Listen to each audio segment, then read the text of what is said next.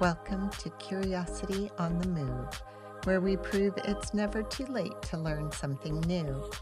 I'm Lee, and I'm on a mission to try things I've always wondered about and to take you along for the ride. The world is full of skills, sports, hobbies, and adventures just waiting for curious minds like ours. And here's the bonus. Learning new things isn't just fun, it's one of the best ways to keep our brains healthy and engaged as we age. So, whether you're looking for a new passion, a way to meet people, or just want to keep that mental sharpness, you're in the right place. Today's episode is about kayaking. Kayaking in South Carolina isn't just one thing. You've got tidal creeks like Shem Creek that rise and fall with the ocean, blackwater rivers like the Edisto that wind through cypress swamps, and protected estuaries like the Ace Basin. And that's where the Ashepoo, the Combahee, and the Edisto rivers come together, which makes up one of the largest undeveloped estuaries left on the Atlantic coast. There is even ocean kayaking. South Carolina has an official saltwater paddling trail that extends 295 miles along the coast, from the Savannah River at the Georgia border through the Sea Islands, past Charleston, and up to the North Carolina border. And while I don't know about ocean kayaking, it sounds interesting, but I'm not sure I'm that brave. I have been kayaking in a few locations here in South Carolina, and we're going to talk about two of them. I have lived here over 30 years and have never paddled Shem Creek.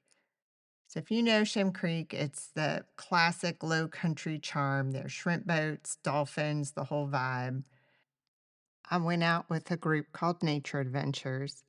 Nature Adventures has been guiding people around these waters since 1999. Their whole focus is giving people the best kayak experience the waters near Charleston have to offer. They're right here in Shem Creek in Mount Pleasant. Check out their website at kayakcharlestonsc.com for all of their offerings and schedules. We met at 6:30 in the morning. Totally fine by me. I'm an early riser for sure and like getting things done before I head off to work. And the morning did not disappoint. The water was glass. There was not a ripple. We had all of Shem Creek to ourselves, which, if you've ever been out there with the number of restaurants and bars, you will know there's always something going on. It was just a small group. It was me and a dad and his daughter who had come out for that morning, and our guide, Dave Skinner. Dave is the exact kind of guide that you want. He knew the water, he knew the wildlife, and he had such a great sense of humor. It made the morning so much better. I got to sit down with Dave afterwards, and you're going to hear that conversation in just a bit. But then later in the episode, I want to take you somewhere completely different, a place called Landsford Canal State Park, which is located in Chester County.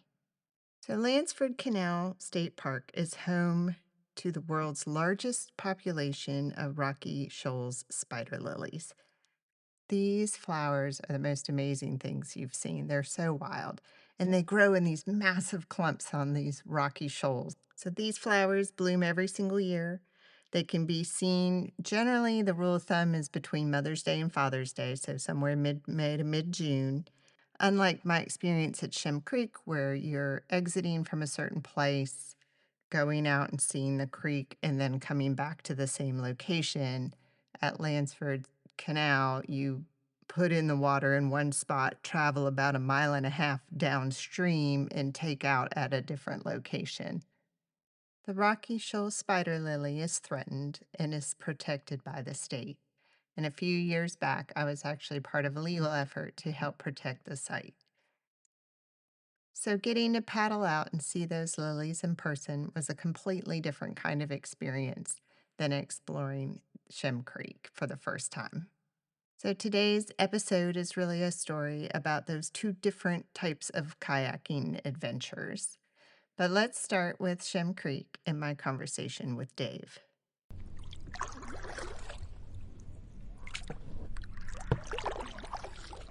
I appreciate this morning. That was a lot of fun. I love it. I really did have a good time. And I'm surprised it's taken me this long to do it. If you would go on and leave a review and just tag me in the review with a photo, that means the world. So I've only been working here as one of their guides at the beginning of the summer. So, but I've been guiding for the last 7 years. So what drew you to guide and kayak trips? I am an outdoor person by nature. I love being outside, especially the early morning sunrises. There's something spiritual. There's something that calls you to this life. It's not something you choose. It's something that, it chooses you. Yeah, that's awesome. And you also mentioned that out there that you had your own business as well with the fishing kayaks. How is that? Correct. So we do Carolina Kayak Fishing of Charleston, and basically what we do is we provide an all-inclusive service. For 4 hours, we take anywhere from brand new anglers to the experienced angler out, and we put them in our saltwater marshes here in Charleston to go after some of our big trophy fish that we've got. Everything from speckled trout to our southern brown flounder to our big bull reds. Are the kayaks themselves, I would assume, are therefore differently shaped or configured in a way? Correct. Yes, correct. So our kayaks are lightning strike kayaks. They're actually designed and developed by the godfathers of everything kayak fishing, Robert Fields and Stuart Lee. We run the only lightning strike fleet in the United States, and it's based, like I said, based here in Charleston. And our kayaks are push pedal kayaks. So basically they've got fins that flap underneath the kayak back and forth. So you're using your legs to propel yourself instead of the traditional paddling. And what waters, obviously we went out on Shem Creek today. Is this where you normally stick to, or what other waters around Charleston do you? So when we do the Nature Adventures guiding tours, we stick to Shem Creek because this is where the office is located. However, we do have the ability to pick up kayaks and trailers. If you look through the parking lot, we've got trailers full of kayaks. So we're able to accommodate corporations, companies, families with pretty much whatever their request is. Okay. And how is kayaking more special, I guess, than any other kind of water adventure in Charleston? And I know y'all do stand-up paddleboarding as well. Correct. Do you take those tours out too, or you stick to the kayak? So I'm an older guy with some injuries and everything, so I just stick to the kayaking side of it. Kayaking allows you to become one with the water. You are literally 3 inches deep when you sit into that kayak. So you're 4 inches above the water, and it allows you to get in areas that power boats and canoes and whatnot aren't able to access. So it gives you the ability to travel and experience and explore the saltwater marshes of Charleston, which, per square mile, we've got more saltwater marsh here than anywhere else in the continental U.S. And what do you typically see when you're out on the water? So on a normal day, there's all types of wildlife. I'm a wildlife enthusiast, so we've got, like I said, our traditional bottlenose dolphins that swim up and down Shem Creek. Along the Shem Creek area, you're going to see a variety of wildlife, especially when it comes to birds. Everything from different breeds of heron to the great blue herring to egrets, the snowy egrets, the great egrets, the marsh wrens, the grackles that we've got in the area. Just an absolute wide variety of bird life. Pelicans, ospreys, the American bald eagle, which is the second largest sea raptor here along the eastern seaboard. It's always a bonus to see. And then you're always going to have the ability to see some of those little off things. You might see a water snake here and there. You may see the green diamondback terrapin here. Okay. And obviously, I'm fairly new at this myself. I've probably only been kayaking a handful of times, but this is, from what I can see, for everybody. Yes, is there absolutely. any particular skill a beginner needs to have to come out here? So the only thing that you have to have is the ability to take that risk to sit in a kayak. So, the biggest fears that people have is, well, I can't swim. Well, that's why you wear a life vest. That's why we take people out with you. That's why you have certified guides that are certified in rescue, water rescue, first aid, CPR, all that stuff. We go through a vigorous training program when we do become guides to ensure that when we do get you out on the water, that we can get you back here safely. So one of the things we talked today as we went out was the change in tides. This morning it was actually very high tide when we went out. Tide was exiting. How does that change in tides affect the experience? So depending on the tide shift, in Charleston we have a tide shift every 5 hours and 45 minutes. So basically, you'll have two high tides, two low tides, and then the beginning of another tide cycle by the end of the day. So today, if our low tide was at 8 a.m., 5.5 hours later, or 5 hours and 45 minutes later, it would be high tide. During the low tides, depending on how much water moves out of the Charleston area, on a typical day, we have a 6 foot rise or a 6 foot fall. Some days we have less, some days we have more.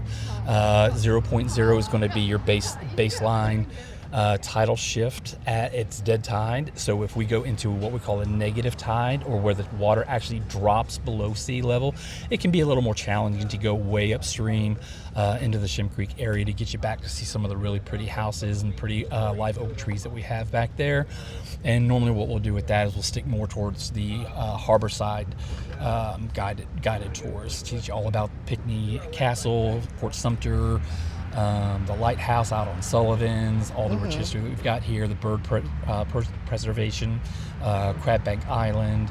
But there's a lot to see regardless of which route you take. Okay.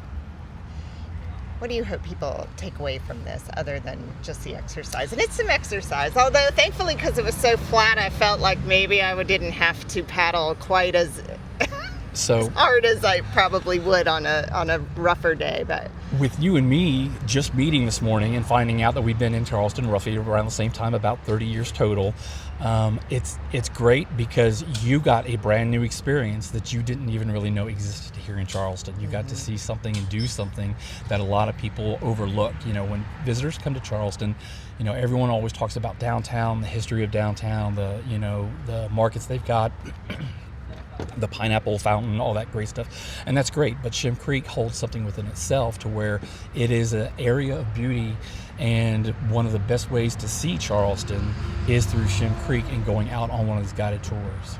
Do you find that pretty much most of the clientele are out-of-town visitors who are here, or do you get kind of the tourists in your own town, local folks? A little bit of both. We get a lot of tourists during the summertime, starting off at spring break. That's when we get a big rush of people coming into Charleston and exploring Charleston for the first time. And then as the summer kind of winds down, the locals come back out. We've got some locals that come out on a weekly basis just to paddleboard, every weekend, because that's their zen. Yeah. No, I need to. I own a paddleboard, but it's an ocean going paddleboard, so I don't know how great that really is. Gotcha. In flat water. My husband says not to do it, but I don't know. He knows more about these things than I do. So anything else that you wish people knew before booking a trip like this, or anything about the business itself? Just in general, if you're looking for something to do, if you're looking for something that will put you in touch with nature on a up-close, upfront, personal level, kayaking down Shem Creek with the dolphins, with the birds, with just the scenery that we've got, the wildlife, the Spartina grass, everything out here is just breathtaking. Well, thank you so much for doing this for me. I appreciate it. Absolutely, Miss Lee.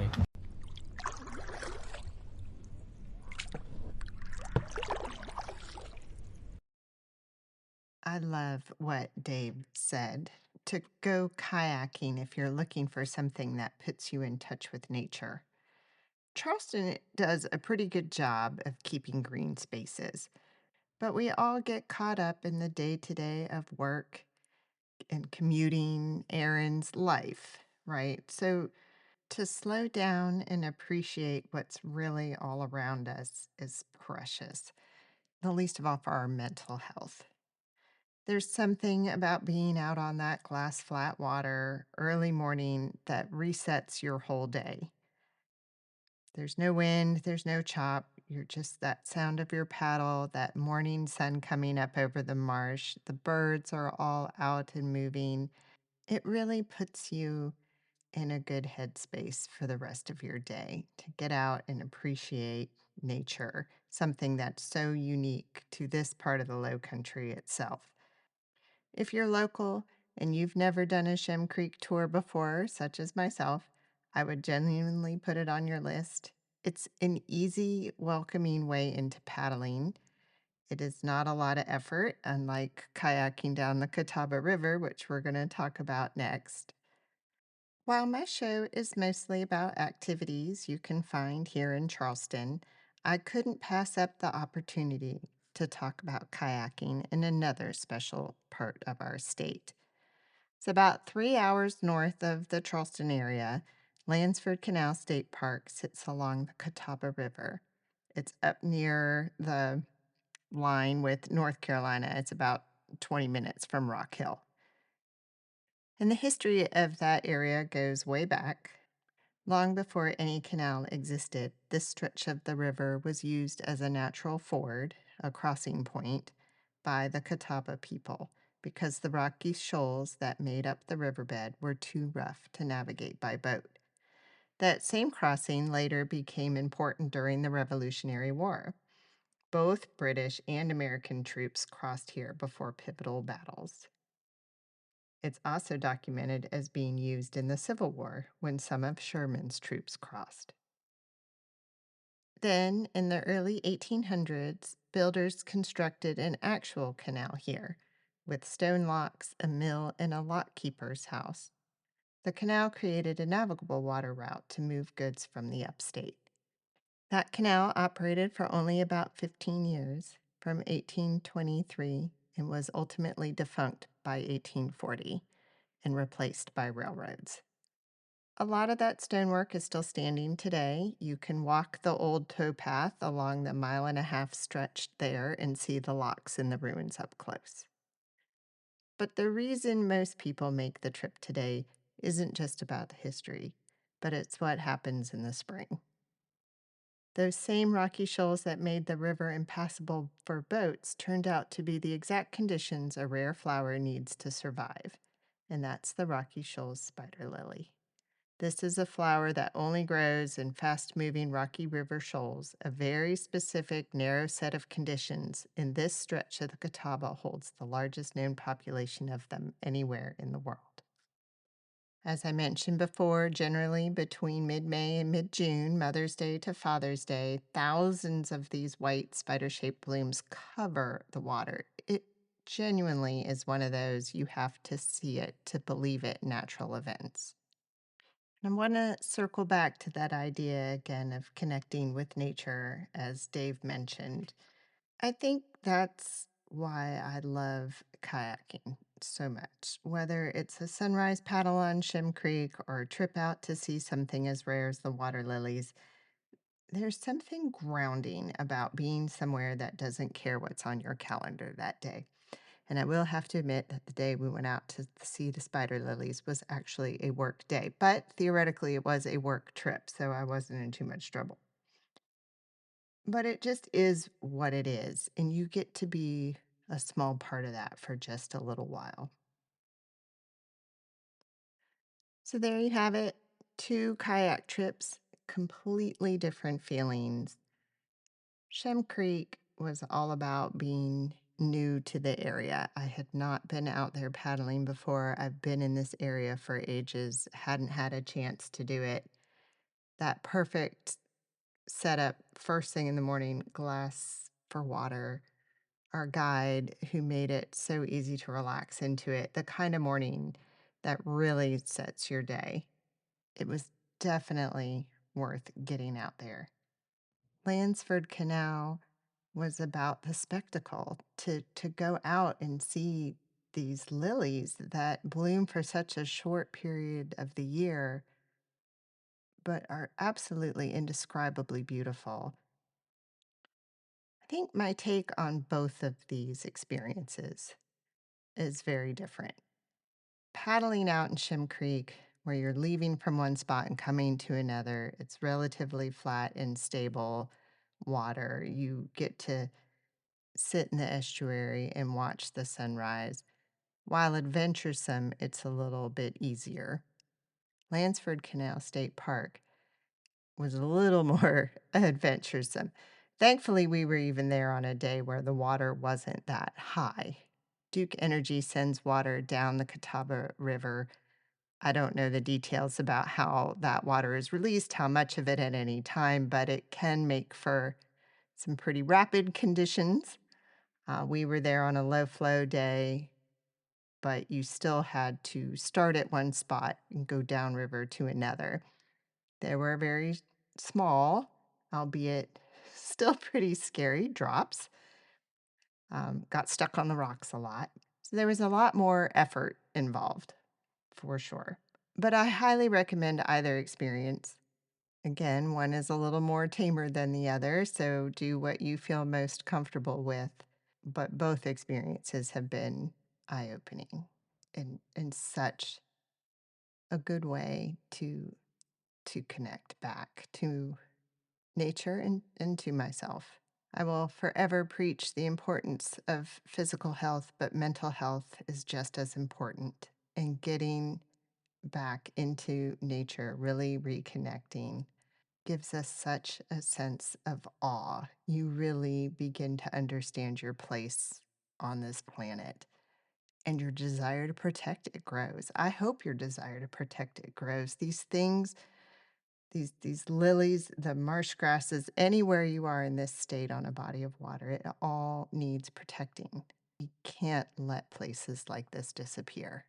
I hope I've inspired each and every one of you to pick up a paddle. If you've ever been out to see the spider lilies at Landsford, or if this is the first you're hearing of them, I'd love to know. Feel free to reach out to me, drop me a comment or DM on Instagram.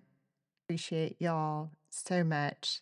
I enjoy doing this. I hope you enjoyed listening to it, and you'll hear from me again in 2 weeks.